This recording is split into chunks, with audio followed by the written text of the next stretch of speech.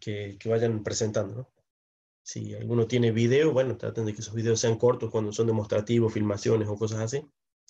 Si son los informes, bueno, en documentos, preferiblemente en PDF para que sea más práctico y no se destruya por eh, leerlo en Google o leerlo en línea o abrirlo con programas equivocados. Y si hacen falta códigos o códigos fuentes o cosas así, bueno, también súbanlos ahí a la tarea. No, no den la entrega hasta que, bueno, no llegue la fecha en todo caso. O avísenme, digo, bueno, ya está terminado, ahora sí dan la entrega y yo ya me pongo a revisarlo. Si es un trabajo final ya. Si son, bueno, adelantos en todo caso, bueno, vayan subiendo archivos de adelanto.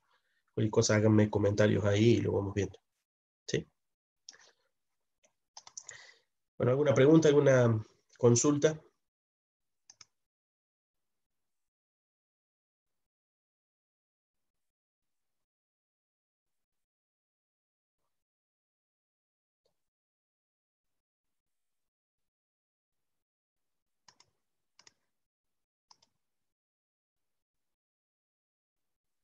Sí, sería,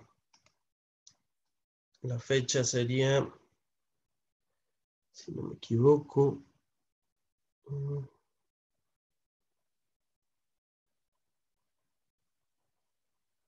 a ver, noviembre comienza primero el domingo y la semana final sería semana del 9. Creo que el Así 3 que, había dicho, profe. ¿perdón? Creo que había dicho el 3 de noviembre. Bueno, sí, el 3 sería el parcial y el recuperatorio, bueno, sería la última clase. Sí, también esa última clase sería la entrega de este, claro, sería ahí está, bueno, 3 de noviembre y 10 de noviembre para este práctico final, el día de entrega final. Pueden entregarlo antes, obviamente. Si no les alcanza el tiempo, bueno, entreguenlo ahí hasta el 10 de noviembre. Así yo tengo tiempo de revisarlo y cerrar notas en esa semana para darles, bueno, más que la regularidad sería. ¿Sí? El 3 de noviembre entonces tenemos nuestro segundo parcial y la siguiente semana la misma última clase sería o redondeo de notas, fines de sus prácticos finales para aquel que le corresponda, recuperatorios para aquellos que les esté faltando. ¿Sí? Es el recuperatorio del primer parcial, estimo yo.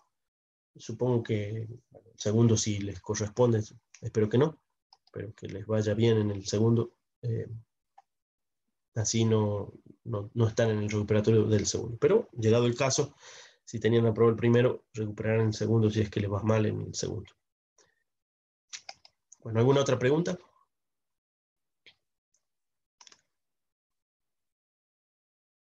Bueno, la verdad es que somos poquitos. Espero que, bueno, no sé, tal vez en ese parcial aparezca el resto de la gente. Espero que sí. Tal vez se aprovechen de los videos, como me han sabido decir. Ojalá que sí. Y de este práctico si les hace falta.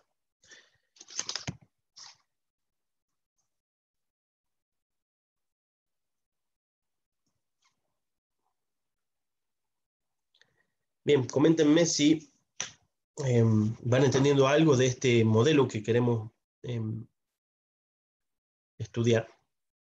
Teníamos estas gráficas de las cuales hemos partido, hemos visto unos videos de Riaz, un profesor de Estados Unidos, de origen, no sé, iraní o algo así. Unas lindas animaciones que nos mostraban estos fasores en movimiento, ¿no? Digamos, mirar eso, y imaginar todo, es un tanto difícil. En esas animaciones se mostraban varias de estas situaciones directamente de manera animada con el motor rotando o con el campo rotante, ¿no? Eso lo han comprendido, lo entienden o creen que lo van a entender cuando se pongan a leerlo de acá, vaya a saber cuándo.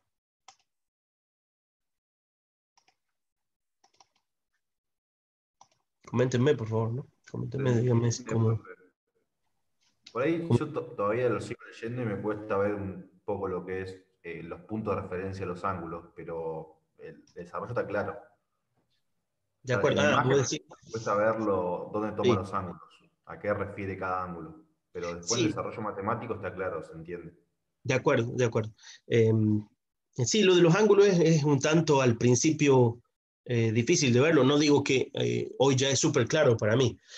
En realidad, lo que hay que pensar es que lo que estamos haciendo es medir un campo magnético, es una fuerza magnetomotriz, y la idea sería, eh, gracias Nahuel, la idea sería, imagínense ustedes que tenemos una bobina, ¿no?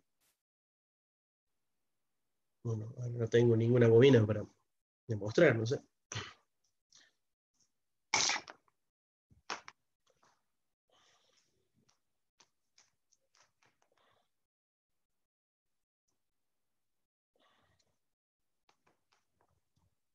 Negro en negro no se ve, vamos a usar el rojo.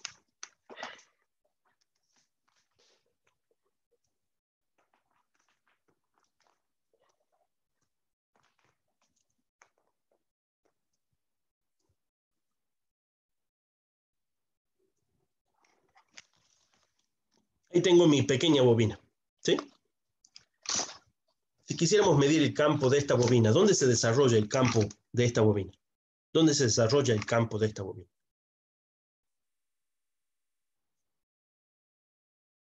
Transversal al coso negro, o sea, a lo Ah, largo. transversal.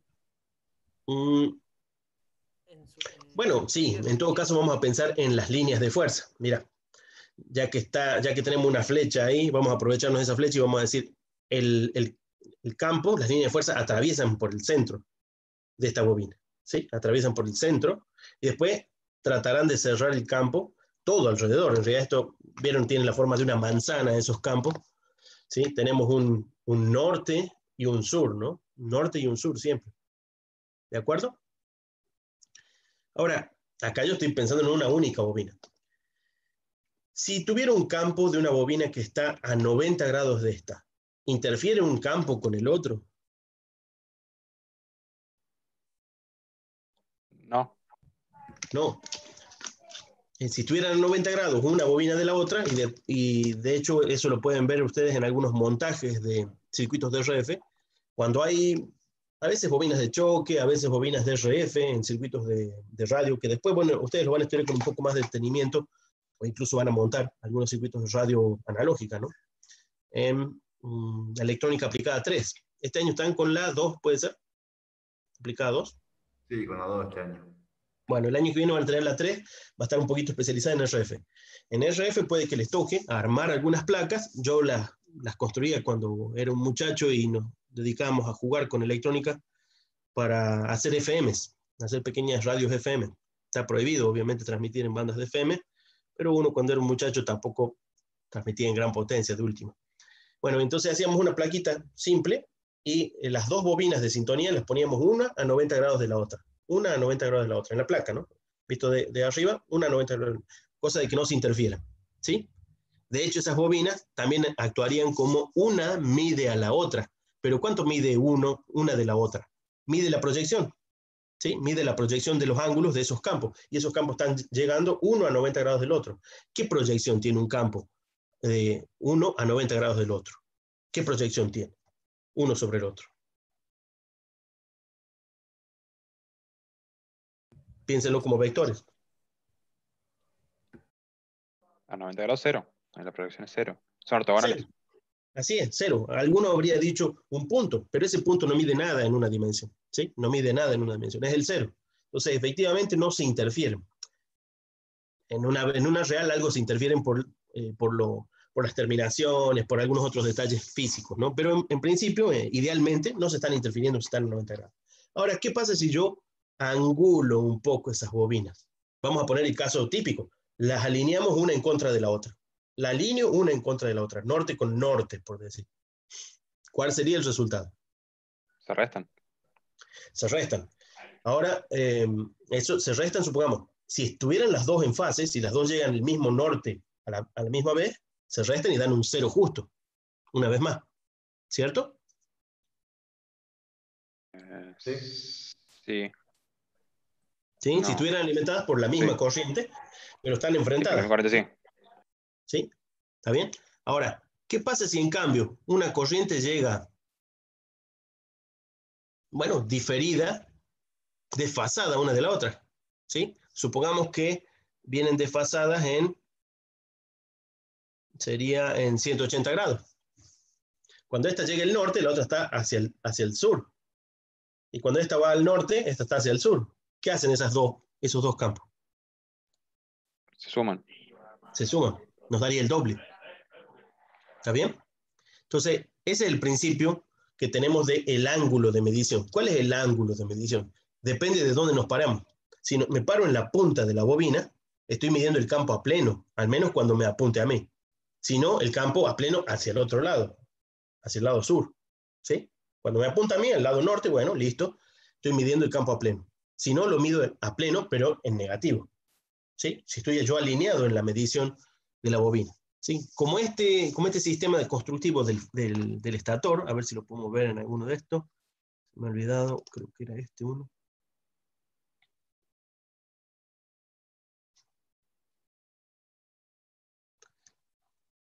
Fíjense, en este caso, fíjense cómo las bobinas están combadas, o sea, en vez de estar bobinadas sobre un eje recto, están combadas, ¿sí? Y distribuidas. De hecho, el centro de bobina sigue siendo lo que vemos como vector A. ¿Ven el vector A ahí? Es el eje de la bobina. Pero la bobina se distribuye a lo largo de una curva, ¿sí? La bobina se distribuye a lo largo de una curva. No es que haya más alambre justo al medio, no hay más alambre justo al medio, ¿sí? No hay más alambre justo al medio. Es una distribución del campo lo que se está viendo ahí, ¿sí? Son los aportes de campo que se van sumando y hacia los costados, ¿cuánto hay? Cada vez hay menos, ¿sí? Cada vez hay menos. Entonces, lo que tenemos ahí es el eje de la bobina, pero la distribución de la bobina está toda sobre una circunferencia, ¿sí? Entonces, ¿cuál es el aporte? ¿Cuál es el aporte de cada punto, de cada espira de la bobina? Bueno, el aporte se hace máximo en el centro, por eso el centro se lo ve con unos puntos más gruesos. Acuérdense, esto es una animación, no es una medición, ¿sí? Es una animación, una analogía de lo que debe estar sucediendo en nuestro sistema bobinado, ¿sí? Entonces tenemos una acumulación de campos hacia el centro, ¿sí? La mayor parte de la corriente circula por el centro de bobina, ¿sí? O mejor dicho, es el de mayor efecto.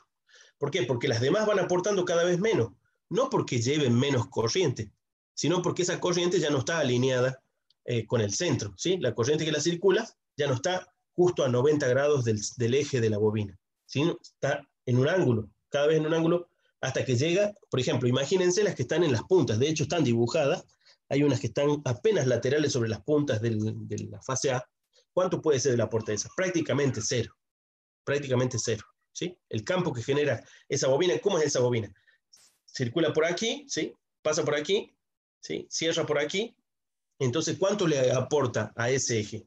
Nada, prácticamente nada, ¿sí? La bobina tiene que estar toda a 90 grados de ese eje, ¿sí? Entonces, tendría que estar toda plana, ¿sí? En ese caso, sí, todas aportarían lo mismo. Ahora, como las tenemos anguladas, cada una va aportando cada vez menos. Ahora, eso es viendo el eje de la bobina. Ahora, ¿qué tal si yo, en vez de pararme sobre sobre ese eje de bobina, en un extremo o en el otro, para medir el campo de esa bobina, me paro una vez más a 90 grados de la bobina? A 90 grados de la bobina. ¿Mido algo?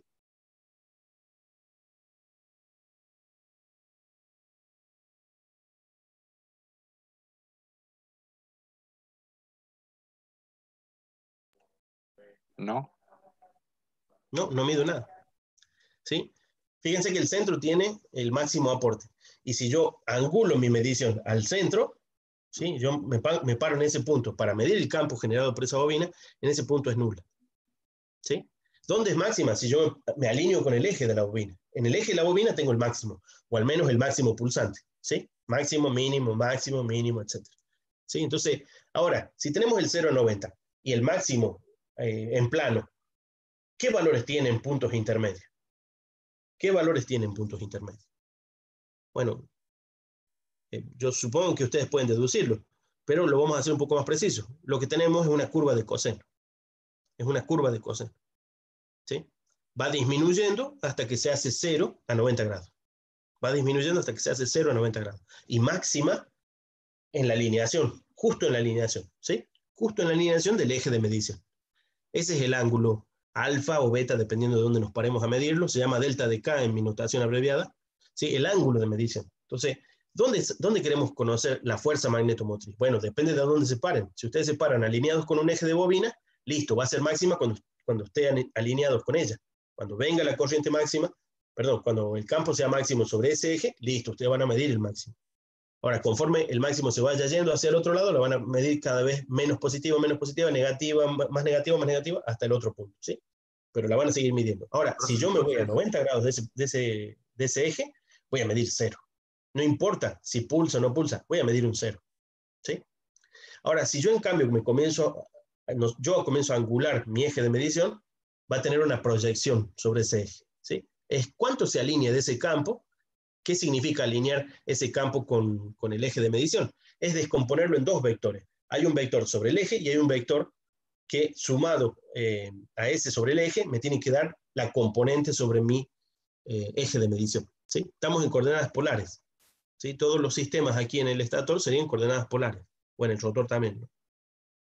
Entonces, ¿qué proyección tiene sobre el eje de medición? Por eso es que lo medimos en ejes y ángulos, ¿sí? Si yo recorriera con un goniómetro con el cual pudiera medir el campo, lo que voy a ir viendo es máximo, cada vez menos, si estuviera fijo el campo, ¿no? Cada vez menos, 0, cada vez menos, pero esta vez en negativo, hasta llegar al mínimo.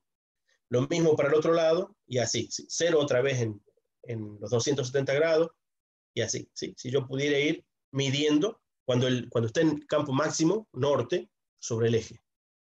Aquí, aparte de eso, hay una pulsación, ¿no? Esa pulsación está implícita en la función de tiempo de la corriente. La función de tiempo de la corriente es esa pulsación que vemos, ¿no? Son los 50 Hz de nuestra frecuencia de alimentación, ¿sí? Lo que estamos viendo son los 50 Hz. Acuérdense, esto es una animación escalada en tiempo, ¿no? Pero si tomáramos el momento máximo, justo, no sé si se frena ahí, bueno, no se me frena. Si tomáramos el máximo justo,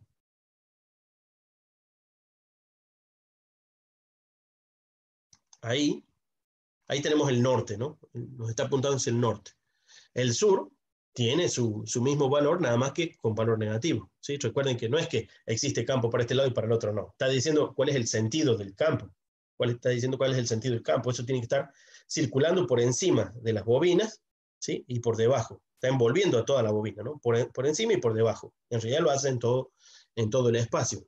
En realidad lo hace en todo el espacio. Pero aquí vemos el momento en particular en el que están energizadas al máximo, ¿sí? Es decir, que ha llegado al máximo de corriente, y ese máximo de corriente ha dado el máximo de fuerza magnetomotriz, ¿sí? En ese instante, justo en ese instante, ¿cuánto valen las otras dos fases? ¿Cuánto valen las otras dos fases? Bueno, no lo casé tan justo, fíjense que me quedó un poquito más corto uno y un poquito más largo el otro. Están básicamente en un medio de su valor, en un valor de fase distinto, Eso lo podíamos ver si, no creo que ahora lo tenga a mano, pero podríamos mirar, sí, en la gráfica de una trifásica.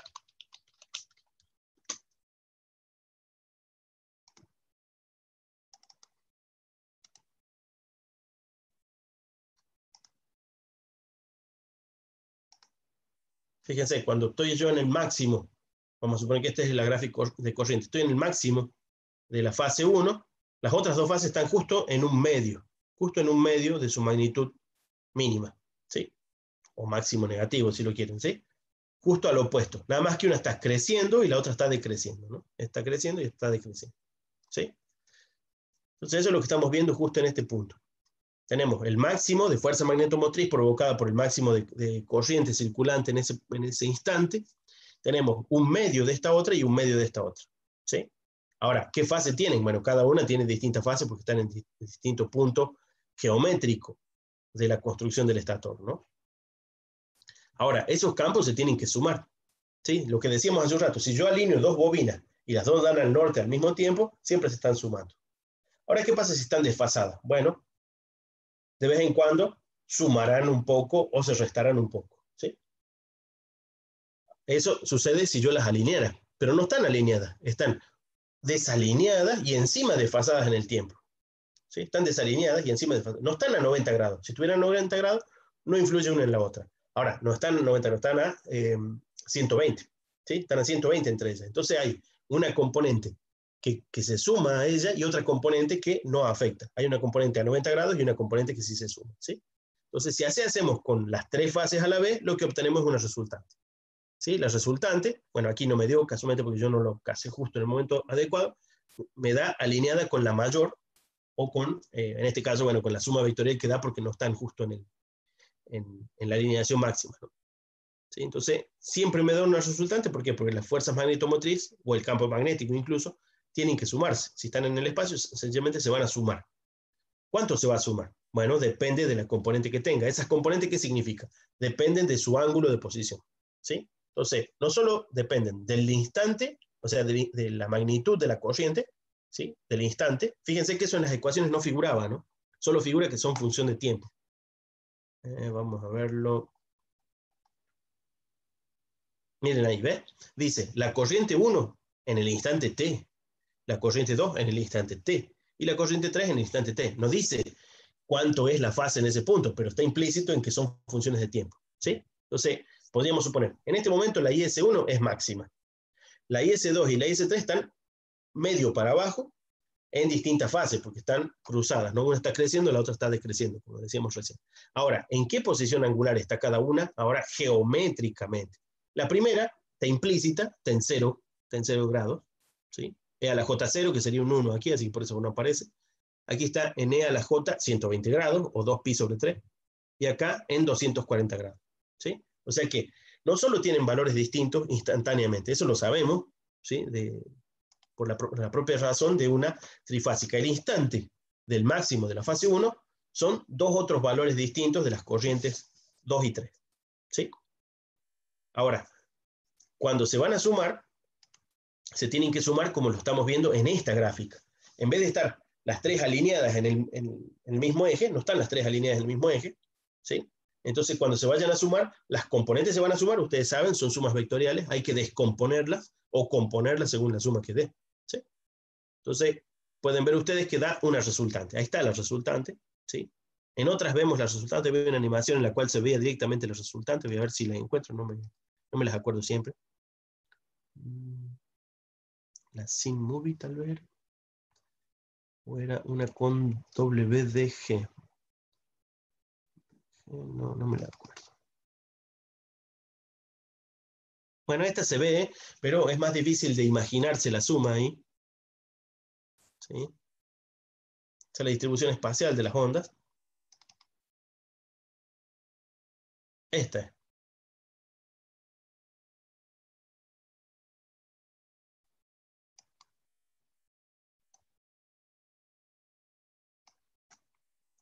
Chañé con esta cosita.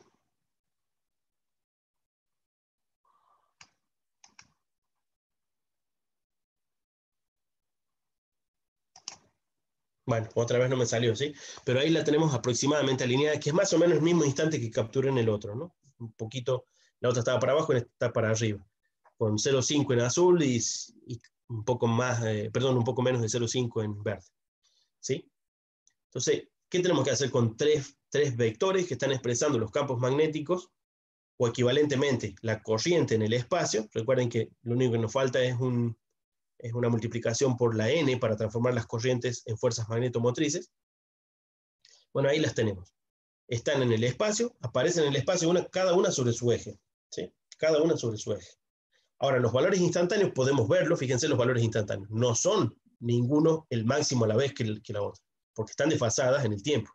Ya que están desfasadas en el tiempo, nunca van a sumar dos máximos. Nunca van a sumar dos máximos, ¿sí? Recuerden que nuestra suma de dos fases siempre daba un raíz de 3. ¿Y cuánto es un raíz de 3? 1,7 y pico. Es decir, nunca llegaba al 2. ¿Por qué? Porque ninguna de las dos estaba justo alineada en el máximo. Si la sumáramos las dos en el máximo, ¿cuánto da? 2. Es obvio que da 2, con 2 máximos sumados. No da 2, ¿por qué? Porque están a 120 grados de desfasaje, lo cual implica, bueno, ese factor de raíz de 3 que siempre nos aparece, ¿sí? Aquí, en cambio, ese factor de raíz de 3, bueno, por las razones que matemáticamente se pueden encontrar, va a dar 1,5, ¿sí? 1,5. Evidentemente es un raíz de 3 que después está el cuadrado y que además está dividido en 2. Bueno, de ahí nos ha quedado el 1,5. Acá se puede ver gráficamente cómo, si todas miden 1 en su máximo y están pulsando sobre sus ejes, la suma siempre da 1,5, ¿sí? Está hecho todo el tiempo, pueden ver ustedes, como siempre da 1,5. Y no solo eso, da un prolijo movimiento de fase giratorio, ¿Resultado de qué? Del desfasaje temporal sumado al desfasaje geométrico. ¿Sí? Eso que vemos girar es el resultado de que tenemos un desfasaje temporal y un desfasaje geométrico. Ahora, la pregunta es, si yo estoy alineado, supongamos que mi alfa está en 30 grados, ¿sí? Si yo estoy midiendo en los 30 grados, ¿sí? El campo sobre los 30 grados, ¿cuándo me da máximo? Ahora me da máximo. En este momento me da máximo. ¿Sí? ¿Cuánto me va a dar cuando esté a 90 grados de 30 grados? ¿Dónde es 90 grados de 30 grados?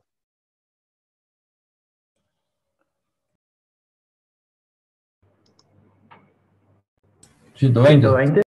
120. ¿Cuánto da sobre el eje de medición? 0. Fíjense cómo está alineada en el 0. ¿Sí? Entonces la proyección de ese vector rotante es 0 a 90 grados. Bueno, los otros 90 grados, llamémosle 90 grados negativo, también me va a dar 0. Y cuando esté alineada a 180 grados, ¿cuánto me va a dar?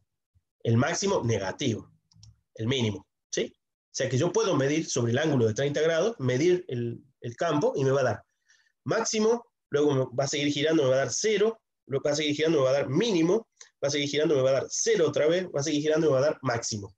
¿Cuánto da en los puntos intermedios? ¿Cuánto da en los puntos intermedios? Bueno, tal vez no sea tan fácil de ver, pero es siempre la proyección de ese vector rotante. Vamos a intentar mirarlo a ver si nos sale. Vamos a dejarlo mejor en el ángulo. Bueno, más o menos. Me va a dar máximo en este punto. Yo estoy midiendo en 30 grados. En el eje de 30 grados estoy midiendo. ¿Me da máximo ahora la medición? Un poco menos. Da un poco menos. ¿Cuánto menos? Basta con cortar de ahí a 90 grados, desde el eje de 30 a 90 grados hasta la punta del vector. ¿Y esa proyección qué es? Es el cateto adyacente de un triángulo, el coseno. Como estamos, bueno, en longitudes 1 hubiera sido el coseno justo. Como estamos en 1,5, habrá que multiplicar 1,5 por el coseno del ángulo que forma la rotante respecto del de 30 grados. ¿Está bien? El ángulo que forma la rotante respecto del de 30 grados. Si ustedes se fijan, si yo estoy parado en 30 grados, ¿cuánto vale el 0? Vamos a suponer que está en 0, ¿no? Mide menos 30, es la diferencia. ¿Sí? Entonces, 0 menos los 30 grados, bueno, está en el menos 30. Así que es el ángulo de diferencia para la proyección. ¿Sí? La proyección es siempre por el ángulo de la diferencia. Miremos un poco. A ver. Ahí estamos casi en 0. Ahí estamos en más 30. ¿Sí? Ahí tenemos un ángulo de más 30. Una vez más, ¿cuánto proyecta eso? Cortamos otra vez por los 90 grados hacia el eje de 30 y nos da el coseno de esa rotante. 1,5 por el coseno de esa rotante. ¿Sí? Entonces siempre es la proyección. A fin de cuentas, lo que estamos diciendo es lo siguiente. A donde sea que nos paremos a medir el campo, estamos midiendo sobre un eje, recuerden, ¿sí? Un campo norte-sur, ¿sí? Lo que vamos a estar haciendo es medir la proyección del campo. La proyección del campo. Si el campo estuviera quieto, listo, es la proyección y punto. Pero el campo no está quieto. Es la proyección de una rotante sobre el punto de medición. ¿Sí? Lo que nos va a dar también, bueno, una especie de la misma, ¿viste esa pulsación? ¿Vieron esa pulsación de eje que hace sobre un eje? Bueno, lo mismo nos ocurriría a nosotros. Si no viéramos la rotante, nosotros también veríamos una pulsación. Llega al máximo. Uy, se comienza a achicar. Va al mínimo. Llegó al máximo del mínimo. ¿Sí? Al otro extremo. Se comienza a achicar. O sea, veríamos una pulsación muy similar a la de nuestro vector rojo, nuestro vector azul, nuestro vector verde. A donde sea que midamos, vamos a medir la rotante como una pulsación que hace esto. ¿Sí? Sobre ese eje de 30 grados. ¿Sí? Bueno, yo creo que estoy al revés de los 30 grados, estoy haciendo así. Debería ser así, no estoy seguro. A ver, no me da. Y así. Miércoles, no le pego en ningún caso. Por ahí andan los 30. No sé si estoy al revés ahí en la imagen. Creo que está reflejada la imagen. Está reflejada, bueno, peor todavía. No le voy a pegar nunca. Entonces, lo que digo es, lo que estamos intentando ver es cómo medimos un campo magnético. Y un campo magnético es un campo vectorial. Entonces, lo que estamos viendo es, a fin de cuentas, cuánto proyecta ese vector en el momento de la medición. ¿Sí? Cuánto proyecta ese vector en el momento de la medición. Esa proyección es de por sí, es siempre un coseno. ¿Sí? Como estamos midiendo alineación completa, estamos midiendo un coseno. Y los cosenos, esto también lo tienen ustedes presente por algunas algunas cosas matemáticas que hemos estado viendo y algunas otras en varias materias, son los productos puntos. Los productos puntos dan ese cálculo, ¿sí? Entonces, hay muchas formas de hacer estas proyecciones. O hacemos un coseno geométrico, aquí lo podemos ver. Ya mismo tomamos eso como una foto, tiramos una línea, nos ponemos a medir, mirá, da 1, no sé cuánto, ¿sí? Y vamos a hacer los cálculos, también podemos agarrar la calculadora. Sí, mira, mi calculadora da mejor que tu medición gráfica, da 1,22, qué sé, ¿sí? Bueno, ¿y cómo lo haríamos? También analíticamente. Bueno, una de esas formas analíticas es expresarlo por un producto punto, ¿sí? ¿Cuál es el producto punto que estamos buscando? Y este es el punto clave. El eje de medición es también un vector, ¿sí? Un ángulo, un eje en un plano, también puede ser expresado por un vector, por el vector que indique el sentido al menos positivo de ese eje. ¿Cuál sería el eje positivo de este eje? Bueno, vamos a suponer que es hacia los 30 grados, no hacia los 2,10, ¿sí? O sea, apunto hacia los 30 grados y digo, un vector a 30 grados de norma 1, un vector a 30 grados de norma 1, ¿cómo se expresa en cartesiana? Bueno, sería seno de 30 en el X, perdón, digo mal, en el Y, coseno de 30 en el X, ¿sí? Ese eje de 30, ustedes lo pueden ver, corten en el 1, bajen aquí, tenemos coseno, seno. Entonces, seno de 30, coseno de 30, lo dije mal, ¿no? El coseno de 30, seno de 30 es el XY de este vector. ¿Qué otra forma hay de expresar ese vector? Bueno, una forma muy corta, que por ahí uno no se hace a la imagen, es expresarlo en complejos. Entonces, el complejo sigue siendo una expresión de este plano que estamos mirando. Ese plano que tenemos ahí, ¿podemos decirlo con números complejos? Definitivamente. Y una forma muy corta, es decir, E a la J 30 grados. Los 30 grados tienen que estar, ya saben ustedes, en radianes, pero para hacerla corta, ¿no? E a la J 30 grados. E a la J 30 grados nos da exactamente un vector, que podemos llamar, si quieren, versor, porque tiene longitud 1, al versor que se superpone con estos 30 grados, solo tiene longitud 1. ¿Por qué? Porque E a la J 30, ¿qué es? Es coseno de 30 grados, bueno, recuerden pasarlos a radianes, coseno de 30 grados más J, seno de 30 grados. ¿Sí? ¿Y por qué J? Porque es una forma de anotar el eje imaginario, el eje que está a 90 del eje X. O sea, los reales están implícitos en los números complejos. Por eso nos llevan no dice versor I, como decíamos con los vectores, versor I, versor J, versor K.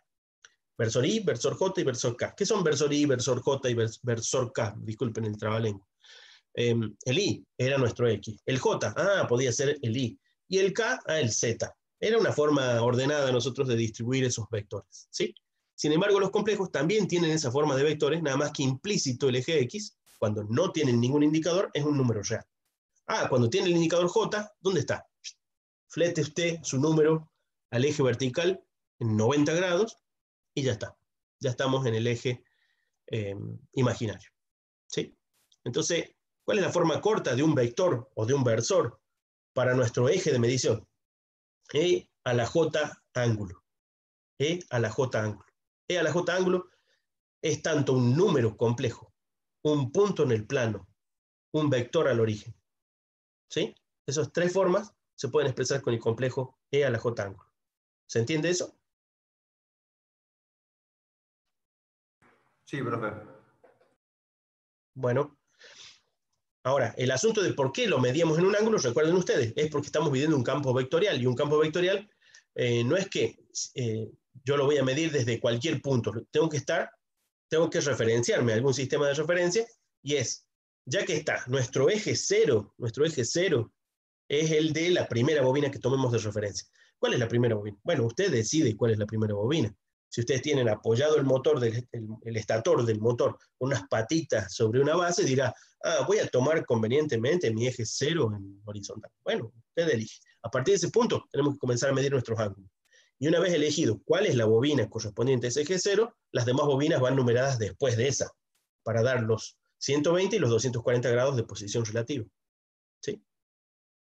Esos 120 y 240 de posición relativa dan su propia proyección.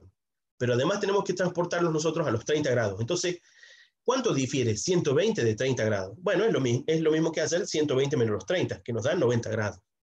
Ese es el ángulo de diferencia que encontrábamos en las ecuaciones. Después las vamos a ver de nuevo. En cambio, si yo dijera, no, si yo estoy midiendo alineado con el eje de A, estoy en 0. ¿Cuánto es el 120 grados desde el eje 0? Justo 120 grados. Pero que en realidad es 120 menos los 0. ¿Sí? 120 menos el 0. Si mi ángulo cambia al 30 grados, ya no pueden ser 120, así que 120 menos los 30. Y si sigo sumando, bueno, va a seguir reduciéndose. Es un ángulo diferencia. Es un ángulo diferencia. Y una vez más, si recuerdan ustedes la definición del producto punto, siempre es producto de las magnitudes por el coseno de la diferencia de ángulos. ¿Sí? Por el coseno de la diferencia de ángulos. O lo que es lo mismo, el ángulo entre los dos vectores. ¿Sí? El ángulo entre los dos vectores. Entonces, ¿qué ángulo tenía el primer vector? El primer vector tiene 30 grados. Y el segundo, en este momento, tiene 60, que es el de la rotante. Entonces, ¿cuánto difieren? Solo 30 grados. Coseno de 30 grados me da la proyección sobre ese ángulo. ¿Sí? Eso es lo que pretendemos hacer, bueno, con unas ecuaciones que sistematicen ese cálculo. Sistematicen ese cálculo. ¿Sí? Entonces, hay varias formas de expresarlo. Uno es completamente incomplejos, ¿sí? Completamente incomplejos. La otra es en vectores. Entonces, Werner y Leonard expresa esto en complejo. Aquí no está graficado, y espero que ustedes se hagan a la idea de qué es lo que sucede cuando Werner y Leonard dice un complejo y su conjugado. ¿Sí? Dice una corriente I y la compleja conjugada de la corriente I. Lo que básicamente está expresando es supongamos, ahí tenemos la rotante y su compleja conjugada. ¿Sí? El ángulo que las diferencia es el ángulo negativo. Si este tiene ángulo, no sé, tita positivo, este tendrá tita negativo. ¿Sí? ¿Cuál es la diferencia real entre este complejo conjugado? El imaginario vale justo positivo este valor o justo negativo este valor. El valor real sigue siendo el mismo. El valor real sigue siendo el mismo. Ese es el complejo conjugado. ¿Y qué tal si la rotante no se queda quieta? Es decir, rota. ¿Cómo se ven una rotante y su compleja conjugada? Bueno, dos vectores que rotan en oposición. Dos vectores que rotan en oposición. Tienen que imaginar la negra reflejada hacia abajo, ¿sí? El vector negro reflejado hacia abajo y girando en sentido contrario. ¿Sí? Se van a oponer y se van a cruzar a cada momento. Esos son dos vectores complejos conjugados. De esa manera logra él, bueno, es un resultado equivalente a encontrar la proyección. Cuando sumemos la compleja conjugada, el vector rotante con su compleja conjugada, ¿qué obtenemos? Tienen una línea entre las puntas y otra vez nos da el coseno de su proyección sobre el eje de medición. ¿Sí? En este caso sería el 0, pero si lo comienzan a angular, será por la diferencia. Eso es difícil de imaginar, pero bueno, no tengo en este momento animaciones para mostrarles que nos muestre ese complejo conjugado. ¿Sí? El complejo conjugado rotando. La mayor parte de lo que he encontrado por ahí son complejos conjugados estáticos, y nosotros tenemos aquí un complejo conjugado rotando. Eso es el teorema de Leblanc. El teorema de Leblanc utiliza un sistema bifásico. Dice, usted alimentó con trifásico. Sí, voy a hacerle un circuito equivalente que si tuviéramos un circuito alimentado por dos fases, me va a dar esa rotante igual que la que usted obtiene ahí. ¿Y cómo lo va a hacer? Con complejos conjugados. Los complejos conjugados me muestran una fase y la contrafase. Y la contrafase gira en sentido opuesto. ¿Sí? Es un sistema bifásico. Entonces, en un sistema bifásico, podemos tranquilamente expresarlo por los complejos conjugados. Una vez más, habría que hacerse a la idea, mirar estas imágenes en animaciones. No he conseguido yo, o tal vez no las he buscado concienzudamente. Si ustedes encuentran una animación con los complejos conjugados, sería el teorema de Leblanc puesto en video. ¿Sí? Entonces, una forma de hacer esto es por el teorema de Leblanc. El otro es por el teorema de Ferraris. El de los vectores trifásicos es el teorema de Ferraris. Es decir, ustedes saben que nos basta con dos vectores a 90 grados para tener por base un sistema cartesiano. ¿Sí? Sin embargo, acá tenemos tres vectores a 120 grados. Hay uno que es redundante. ¿Sí? Salvo por la magnitud que tenga, hay uno de esos ejes que es redundante. Entonces, algunos autores que dicen, lo vamos a reducir a un cartesiano simple. ¿Y el cartesiano simple qué? Es el sistema bifásico. ¿Cuál es el sistema bifásico? El eje real y el eje imaginario. Eso es un sistema bifásico. ¿Sí? Ese es un sistema bifásico. y un sistema trifásico coexiste en el plano, aquí lo estamos viendo, coexiste en el plano complejo. ¿Podemos expresar por complejos esos vectores? La respuesta es sí. El vector de posición 0 será e a la j0. Es un versor que no tiene que dejar de existir como en la notación de Werner-Leonard, porque lo vamos a hacer explícito. ¿Por qué? Porque queremos que esté diciendo que se trata de ese eje. Ese eje tiene que ser explícito. Es e a la j0. ¿Sí? E a la j0 vale 1. Y por más que valga 1, sigue siendo para nosotros un versor, ¿sí? De referencia de ese eje. E a la j 120 grados. Bueno, en realidad 2π/3, ya saben que se miden en radianes. E a la j 2π/3. ¿Dónde está? Donde el eje verde, perdón, el vector verde, o el eje B que dice en este gráfico. ¿Sí? Ese sería e a la j 2π/3, es decir, e a la j 120 grados. Y e a la j 240, donde apunta a donde, bueno, no está ahora el azul ahí. Fíjense que el azul vale negativo de magnitud y por lo tanto ha invertido el ángulo. Negativo de magnitud y por lo tanto invirtió el ángulo. ¿Sí? O sea que en este momento no vale 1, como bien bonito dice ahí, vale -1. ¿Sí? La fase C está valiendo -1. Si vale -1 y está sobre el eje de 240 grados, eso da justo en los 60 grados. ¿Sí? Ese es el lugar del negativo para ese eje. ¿Se entiende esto? No es mucha palabra y poco gráfica. Sí, ya quedó un poco más claro. Bueno, lo que digo, como muchas veces nos ha tocado a la mayor parte de los profesores más grandes, todo esto lo estudiamos sin las animaciones.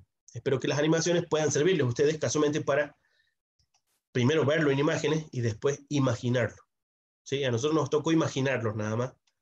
No quiero decir que no se logre un buen entrenamiento tratando de imaginar. Ustedes ya han imaginado muchísimas de sus materias porque porque no estaban animadas o porque no lo usaban en una computadora, así que seguramente han logrado ese tipo de abstracción, pero es el tipo de abstracción que necesitan para dominar varios de estos campos. ¿Sí? Aquí lo que estamos tratando de entender es la expresión vectorial o la expresión de números complejos de las tres fases, pulsando cada una según su frecuencia y según su fase, y además, fíjense en el estator, según su posición. O sea que tenemos posición geométrica, fase, ¿sí? Y valor instantáneo.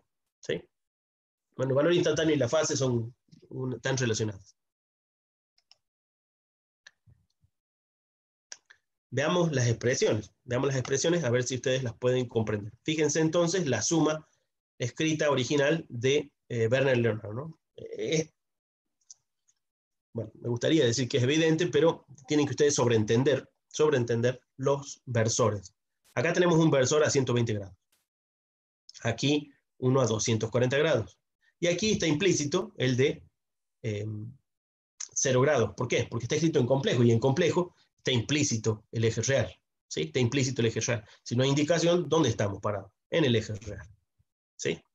¿Y dónde están los J de los ejes compuestos? Ah, bueno, está dentro del E. Hay que descomponerlo en coseno de gamma más J seno de gamma. Y 2 gamas para el otro caso. ¿Sí? Entonces aquí lo que tenemos es una suma de 3 vectores. Un vector de longitud corriente 1, un vector de longitud corriente 2, pero posicionado a 120 grados de aquel otro, en un sistema polar, y un vector de magnitud 3, posicionado a 240 grados. Así que si este vector vale negativo, ya no está a 240 grados, está volteado hacia los 60 grados. ¿Sí? Eso es muy importante de comprender. ¿Sí? Ustedes las vieron pulsar. Pulsen 240, pulsen 60. Pulsen 240, pulsen 60. ¿Sí? Lo mismo para los otros ejes según su ángulo. La más fácil es 0 a 180, porque uno lo ve positivo. Ah, ahora está negativo. Positivo, 180 a negativo. Positivo, etc. Es más difícil verlo en un eje, en un ángulo. Sin embargo, bueno, son esos valores los que tomaría. Y ahora viene el truco de Werner-Leonard. Él va a hacer un sistema bifásico para expresar estas trifásicas. Él las reduce a 2 componentes, solo 2 componentes. Y eso simplifica el cálculo en alguna manera. ¿Sí? Entonces, una simplificación evidente que se hace en la mayor parte de estos circuitos electrónicos que van a ver ustedes el año que viene es transformarlos en bifásicos. Entonces, solo hay 2 componentes que manejar, no 3. De todos modos, no son los únicos métodos electrónicos. Varios métodos electrónicos utilizan los tres componentes. Cuando utilizamos los tres componentes, teorema de Ferrari. Cuando utilizamos dos componentes, teorema de Leblanc. ¿Cómo es el teorema de Ferrari? Simple. Usted tiene tres ejes en una circunferencia, 0, 120 y 240. Descomponga, o mejor dicho, componga cualquier vector por tres vectores componentes, ¿sí? Que están cada uno a 120 del otro. Ahora, ¿cómo dice Leblanc? No, Leblanc dice, vamos a descomponerlo en un complejo y su conjugado, ¿sí? En un número complejo y su conjugado. ¿Por qué en un número complejo? Y porque un número complejo me expresa un vector que esté en cualquier punto del plano. Un vector que esté en cualquier punto del plano. Y su conjugado, bueno, es como un sistema bifásico que tiene oposición de fase. Oposición de fase es el mismo ángulo, pero negativo. ¿Sí? El mismo ángulo, pero negativo. De todos modos, después hay que definir ahí si los ángulos van de 0 a 90 o de 0 a 180. En general se supone que son de 0 a 180. 0 a 180, ya no sé ni en qué ángulo estoy en su imagen, 0 a 180 y 0 a 180 negativo. Entonces completamos el círculo, ¿sí? Eso serían el número complejo del vector, ¿sí? El vector de corriente. Fíjense, el vector de corriente rotante es este, ¿sí? Estas son las tres componentes, cada una girada según el lugar geométrico donde estaba. Y estas son, y este es el complejo conjugado, que no es otra que cambiarle los ángulos. El del menos 0 sigue siendo 0. El del 120 pasa a ser menos 120, ¿sí? Y el del 240, bueno, menos 240. Si ustedes solo miran los tres vectores rojo, verde, azul, van a ver tres opuestos vectores a ellos que están justo al otro lado de la misma magnitud. Justo al otro lado de la misma magnitud. Ahora, cuando las componen, tienen una rotante que va en contra.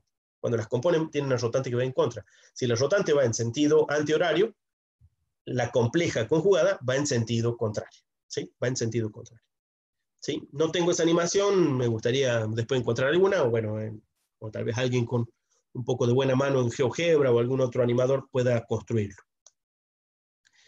Y entonces eso es lo que hace Werner Leonard. Aquí lo tenemos, fíjense, miren ustedes, aquí tenemos la IS, en este momento apuntando para abajo, ¿sí? La IS apuntando para abajo, y su compleja conjugada, miren a dónde está. Si ustedes tienen una línea entre este punto y este otro, ¿qué obtienen justo aquí al medio? ¿Qué obtienen justo aquí al medio?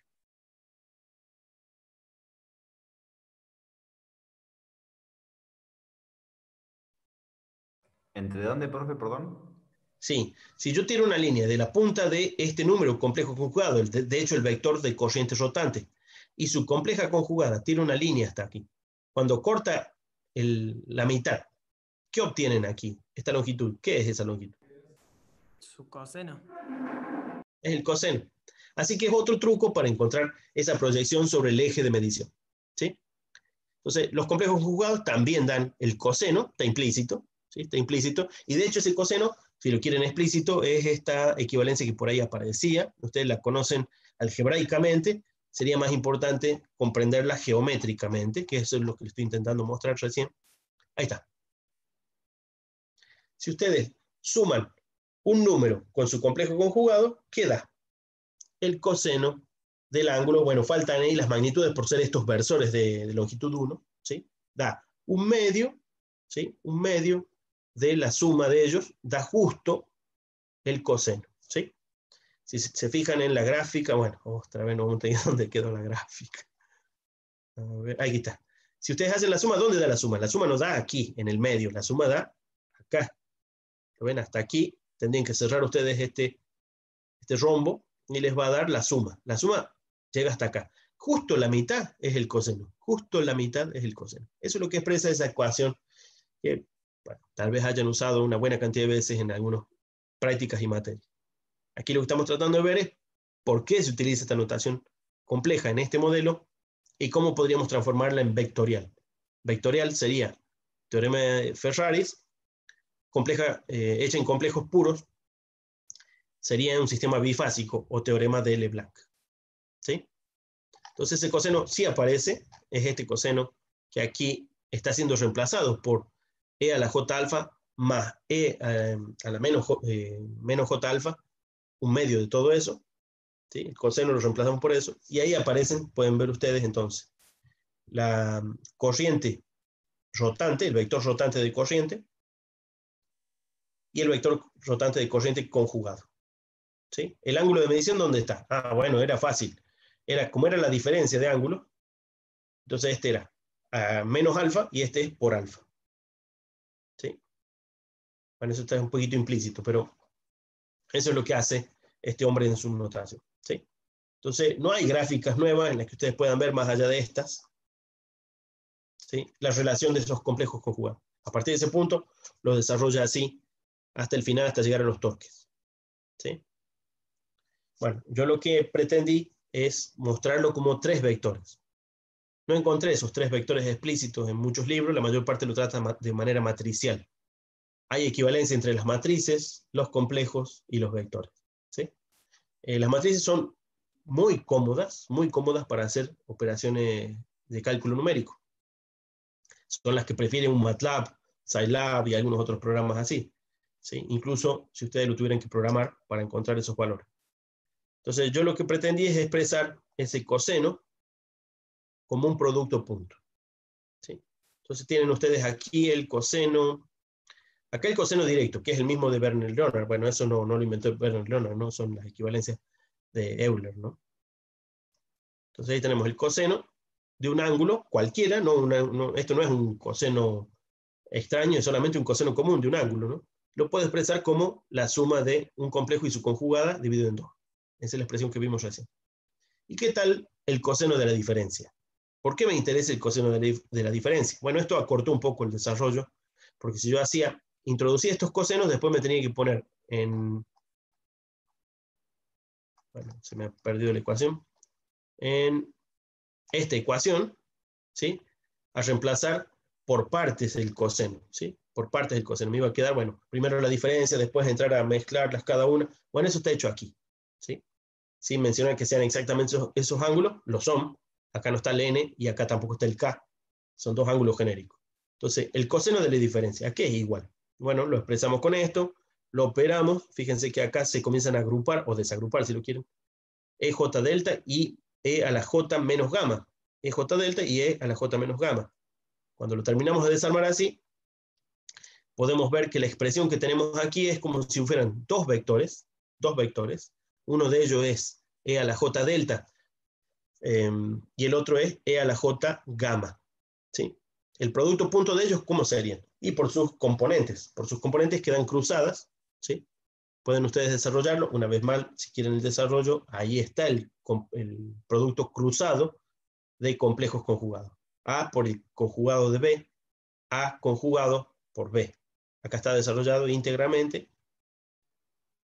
Pueden ver que es equivalente a 2 veces, este es el resultado, ¿no? Ustedes hagan esa álgebra ahí, van a ver que da 2 veces AC más BD. ¿Y qué es AC, BD? Y bueno, AB es el vector 1 y CD es el vector 2 o B, ¿sí? Primer vector es A, segundo vector es B. El vector A, B y el vector C, D. Es el producto punto, ahí lo pueden ver ustedes, ahí está el producto punto entre los vectores A y B. ¿Sí? Entre los vectores A y B. Expresados como vectores, uno no contempla las J o las I, pero necesita de operaciones particulares que digan, el producto punto en realidad es el producto de las magnitudes por el coseno de la diferencia, en fin. Y ese coseno de la diferencia es el que aparece aquí. ¿Sí? En resumen, acá tenemos el coseno, que es una aproximación de las proyecciones que suceden en la definición de una fuerza magnetomotriz. Ese coseno está expresado en complejos conjugados. ¿Sí? Cuando al coseno le introduzco una diferencia de ángulos y lo expreso por esa expresión de Euler, solo me basta agrupar esto, y esta agrupación de aquí, que ven que queda un número complejo por el conjugado del otro y un número conjugado por el directo del otro, es esto de aquí. Lo reemplazo por 2 veces A punto B. 2 veces A punto B. Cuando reemplazo 2 veces A punto B, se va el 2. Y me queda el coseno de la diferencia de ángulos, no es otra cosa que el producto punto entre dos versores de longitud 1. El de ángulo delta y el de ángulo gamma. ¿Sí? Como sea que ustedes tomen la diferencia, gamma delta o delta gamma, la proyección entre ellos es el coseno justo de la diferencia. introducido este producto punto, donde estaba el coseno, ahí lo pueden ver, ¿sí? Fuerza magnetomotriz es N por I. La I es la suma de cada una de las I, así que la I la I según su posición, o sea, en la bobina 1, bobina 2, bobina 3, se llaman 0, 1, 2 para mi notación. Entonces, ¿y los ángulos cuáles son? N gamma es la posición de cada bobina y delta de K el ángulo de medición. ¿Sí? Entonces estamos restando para cada bobina el ángulo que corresponda, multiplicado por la magnitud que corresponda. Por eso está el N en el I. ¿Sí? Entonces esta es la magnitud de la bobina 0, de la bobina 1, de la bobina 2, cada una según su ángulo. ¿Sí? El N dice su ángulo. Reemplazamos el coseno por el producto punto. ¿Sí? Y como pueden ver hay una sumatoria en N y un vector en N. Ese vector en N se queda dentro de la sumatoria. Así que tenemos una magnitud de corriente multiplicado por el versor, ya lo hemos visto esto, esos son los tres vectores de corriente. Vector 0, vector 1 y vector 2 para mi notación, o 1, 2 y 3 para Werner-Leonard, ¿no? Entonces, solo tenemos alineado ángulo de la posición del versor, es decir, el eje donde se desarrolla la bobina, y la corriente de esa bobina. ¿Sí? Entonces tenemos los tres vectores expresados cada uno como I por su ángulo. Corriente de esa bobina por su ángulo. Ahora, cuando la sumemos así, eso nos da la corriente rotante. Eso también lo sabemos. Cuando sumamos los tres vectores en el espacio, eso nos da la corriente rotante. Eso es lo que dice ahí. Ahí está la corriente rotante. Simplemente se la denomina I sub K, con una flecha encima porque es un vector. ¿Sí? Y el otro vector que quedaba, ¿quién es? Es el ángulo de proyección de la medición. No es más que eso. Tengo un vector rotante proyectado sobre el ángulo de medición multiplicado por el N como factor de dimensionalidad para que se transforme en una fuerza magnetomotriz. ¿Sí? Bueno, entonces esta es la expresión vectorial. La expresión vectorial dice, a la rotante, simplemente proyéctela en el ángulo de medición, multiplíquela por N para transformar en una fuerza magnetomotriz.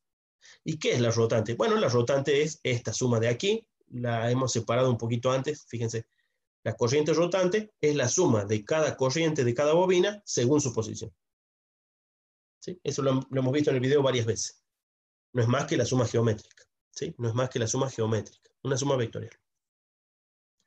Bueno, ese es el principio de la notación que estoy usando aquí, por eso aparece el producto punto explícito, para que estos se traten como vectores, no como números complejos que se multiplican en forma compleja. ¿Sí? Si los multiplicamos en forma compleja, bueno, tenemos la notación de Werner-Leonard que hace eso. Reemplaza el coseno y obtiene esto. ¿Sí? Un vector y su complejo conjugado. Un vector y su complejo conjugado. Y el ángulo de medición es alfa. Acá está la proyección entre uno y otro. Es un producto de complejos. Un complejo por el otro es, no sé si se acuerdan que alguna vez lo mencionó alguien también y lo he preguntado en las clases, ¿qué es un producto de complejos? Un producto de complejos es tanto una rotación como una, se me olvida el nombre, sería como una amplificación o reducción por la magnitud del otro número. ¿Una? Compresión o estiramiento. Claro, sería eso, ¿sí? Hay un término que supongo que los reduce a los dos, que ahora se me ha olvidado, pero es eso, ¿no? Entonces tenemos, recuerden ustedes que un producto entre dos números complejos provoca una rotación y una, bueno, podríamos llamarle también modulación, ¿sí? O lo comprime o lo amplía según el valor del número. Ahora, recuerden que E a la J algo es de longitud 1, así que lo único que tenemos aquí es una rotación. ¿Lo pueden ver? Y S rota en alfa. A ver qué dicen por ahí. Escalado, eso Ángelo. Escalado es tanto una amplificación como una reducción, ¿no? Entonces, tenemos una rotación y un escalado a la vez en un producto complejo. En un producto punto no. El producto punto solamente es una proyección. Solamente una proyección. ¿Sí? Entonces, es por eso que no son equivalentes de manera directa. ¿Sí? No son equivalentes de manera directa. Pero un producto complejo lo podemos expresar como un producto punto y un producto cruz. ¿Sí? Eso, bueno, no les he mostrado eso, pero pueden encontrar en algunos pocos libros porque no se los usa mucho. pero está implícito en la mayor parte de estos desarrollos. Sí está en la notación mía al último. Esta es la equivalencia que me aproveché para poder transformar los complejos conjugados directamente en productos, en productos puntos vectoriales y en vectores puros. Y la última, bueno, cuando lleguemos a ese punto, que está aquí, hay un punto en el que ocurre esto en Bernoulli. Tenemos una vez más un producto de un directo por un conjugado, ¿sí? Un directo, perdón, y ahora un conjugado por un directo de esos mismos, en resta y sobre 2j. ¿A qué no saben qué es eso? Si el otro es el coseno, ¿qué miércoles es este? El seno. ¿Y el seno en qué expresión aparece de productos vectoriales? En el producto cruz. Aquí no está explícito el seno, pero aquí esto es un seno, ¿sí? Entonces, esta es la expresión de un seno. Y aquí tenemos la expresión que corresponde.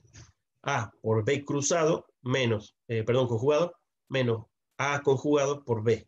Hacemos lo mismo que hace un rato, y cuando finalizamos obtenemos esto, miren ustedes. 2J BC menos AD. Eso es lo mismo que hacer un producto del doble del producto cruz de A y B. Este es más difícil de mostrar, tienen que ustedes hacer la matriz y hacer los productos, y entonces van a encontrar A cruz B en BC menos AD. ¿Sí? A fin de cuentas, un producto entre dos números complejos es, como decía recién Ángelo, un escalado y una rotación. Bien, un escalado y una rotación se pueden lograr también por un producto punto y un producto cruz. Es por eso que el producto cruz está dentro de la multiplicación compleja y también el producto punto, ¿sí? La expresión, bueno, no la tengo acá, yo creo que la tengo en unas viejas notas. Alguna vez me puse a estudiarlo, no sé si estaba acá, capaz que tengo en Tristan Needham. No me acuerdo si estaba muy claro ahí, pero si es que lo tengo apuntado, no está apuntado. No. Vamos a ver si lo encuentro lo más rápido que se pueda.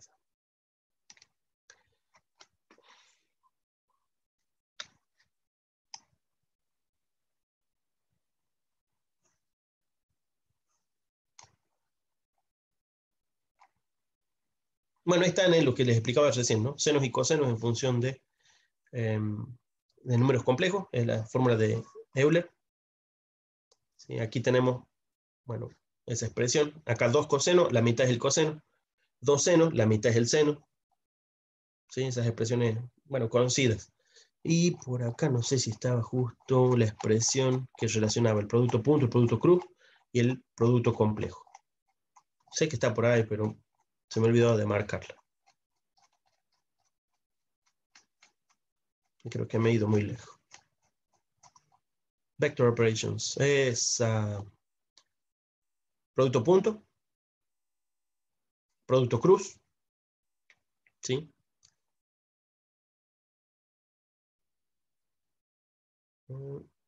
Ahí está el seno, el producto cruz. Recuerden que esta no es invertible o inversible. A cruz B no es B cruz A, es menos B cruz A. Es un producto orientado. Y ahí lo tenemos. Fíjense ustedes, este es el producto complejo. Complejo conjugado de A por directo de B es igual a A.B más I, es decir, J, A cruz B. Entonces, de ahí podemos obtener nosotros las dos operaciones vectoriales a partir de los números complejos. ¿Sí? En realidad, esta forma embebida del producto de los vectores dentro de los complejos queda expresado mejor en los cuaterniones, vectores de dimensiones 4, donde tenemos un real y 3 imaginarios. Un real y 3 imaginarios. Los 3 imaginarios, cuando los inventó Hamilton, les puso los versores I, J y K. I, J y K. Gibbs, hacia finales del siglo XIX, tiró a la miércoles la representación del cuaternión que no le gustaba y se quedó con la vectorial. La parte vectorial son los vectores que nosotros usamos. Entonces, está implícito en los números complejos de 4 dimensiones. ¿Sí? Está implícito en los números complejos de 4 dimensiones. En los de 2 dimensiones también aparecen, aquí están, ¿sí? Números complejos, es decir, de 2 dimensiones, también están presentes, siempre y cuando, fíjense que el A cruz B quede en el plano. Para que quede en el plano, ¿qué se hace? Se lo multiplica por I, se lo manda al plano. ¿Sí? No se lo deja crecer como dijimos del A cruz B. Siempre el A cruz B estaba, si estamos en el plano, va a 90 grados. ¿Sí? Bueno, esa era una forma de expresar. De todos modos. Bueno, ahí lo tenemos. Fíjense que el A punto B es este lado, A cruz B es este otro, y ahí tenemos el escalado y la rotación. El escalado ha crecido el vector resultante, ¿no? A por B. Y la rotación, bueno, el ángulo que corresponde de uno de ellos dos rotado el otro. Bueno, es una aproximación suficiente por ahora de ese punto. Espero que más allá de las equivalencias entre complejos y vectores, lo importante de este punto, de esta expresión, es poder encontrar expresiones vectoriales. Por ejemplo, esta última. Esta última es muy importante. Muchos autores mencionan que es una expresión vectorial, pero no está escrita en forma vectorial. Entonces, aquí tenemos expresada en forma vectorial el torque. Este es nuestro objetivo. El torque, previsiblemente, es el resultado de las dos corrientes, ¿sí? La del estator y la del rotor. Las dos corrientes hacen su aporte para lograr un efecto mecánico, ¿sí? Tal que nos provoca el torque, ¿sí? Era de esperarse que era IS por IR. Lo es así en motores de continua. Era de esperarse que así sea en motores de alterna. Lo es. Nada más que es un producto vectorial, así que tenemos IS por IS cruz IR y una rotación. ¿Qué es esta rotación? Epsilon de T. La rotación del rotor respecto del estator. ¿Sí? La rotación mecánica. Entonces, ¿en cuánto difieren los vectores IS e IR? Bueno, no solo en sus magnitudes temporales, también en la rotación mecánica. Esta es la rotación mecánica. ¿Sí? No la velocidad, porque no está derivada respecto del tiempo, es la posición angular de ese instante. ¿Sí? Bueno, para llegar a ese punto es lo que, ahí yo transformé las ecuaciones para que se las vean como vector. ¿Sí? Las dos transformaciones esenciales son esta cruzada igual al producto cruz. La otra cruzada, pero con más, igual al producto punto. Reemplazados esos dos en las ecuaciones, nos da las expresiones vectoriales. ¿Sí? Y si las miramos como expresiones vectoriales, bueno, es posible imaginar esos vectores. En algunas animaciones es posible verlos, como en estas animaciones. Aquí tenemos los tres vectores y la rotante, ¿sí? Que se suman en el tiempo continuamente. ¿Sí? ¿Alguna pregunta?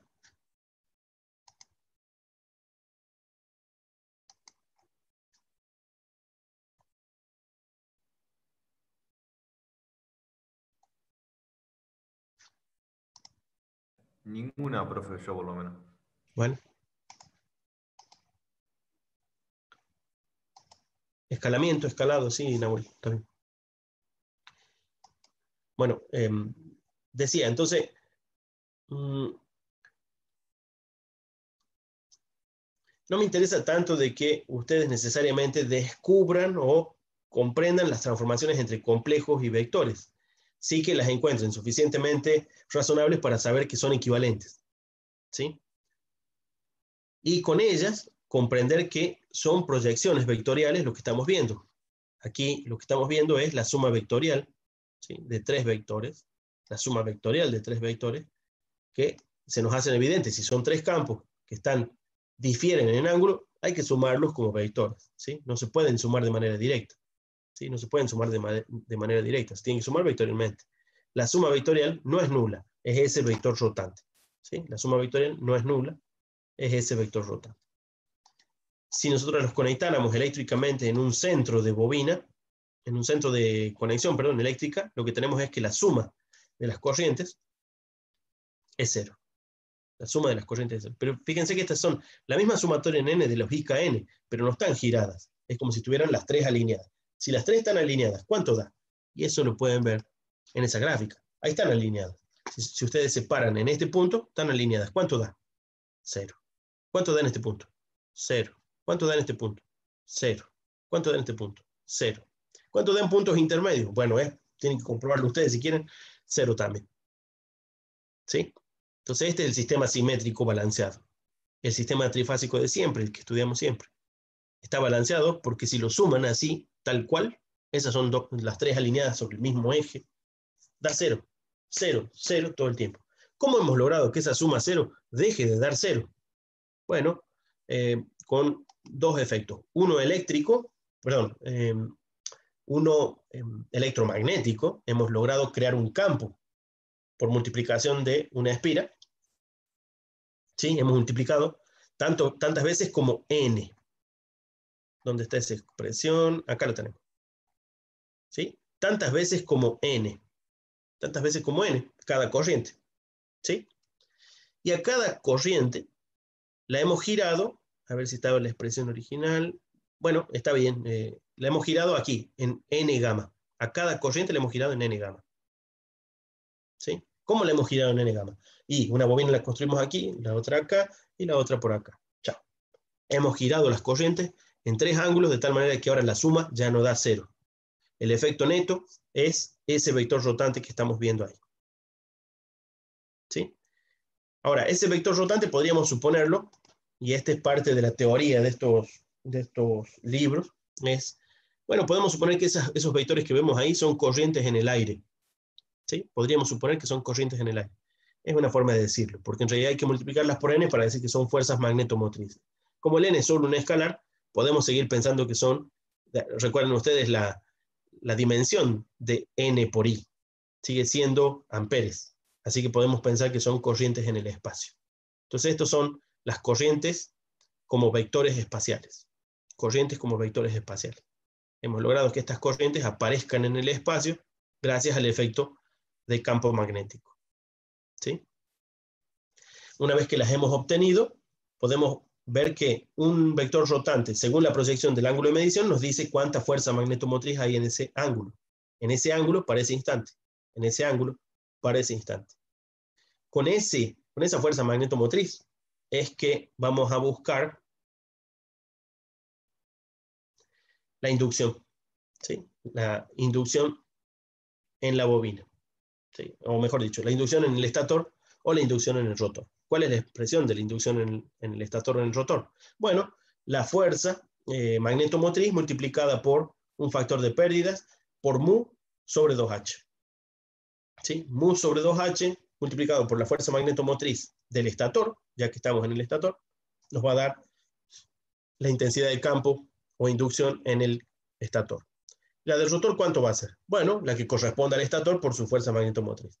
¿Sí? Estas expresiones, una vez más, las pueden sacar de Werner-Leonard en función de las que tiene definidas él. Son muy similares, pues no hay grandes cambios ahí. Ahí está. Ah, no, perdón. Ahí está. La de BS.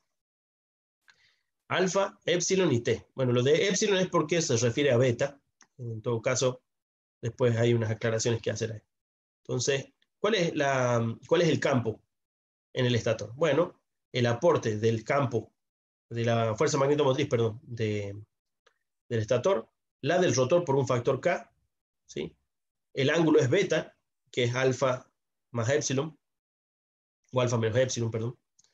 Así que la suma de las dos fuerzas magnetomotrices va a dar como resultado una inducción total. ¿Sí? Eso está expresado ahí, sumatoria, ¿sí? De la del estator más la del rotor, con un factor que corresponde. Sumatoria en estator-rotor, ¿ven?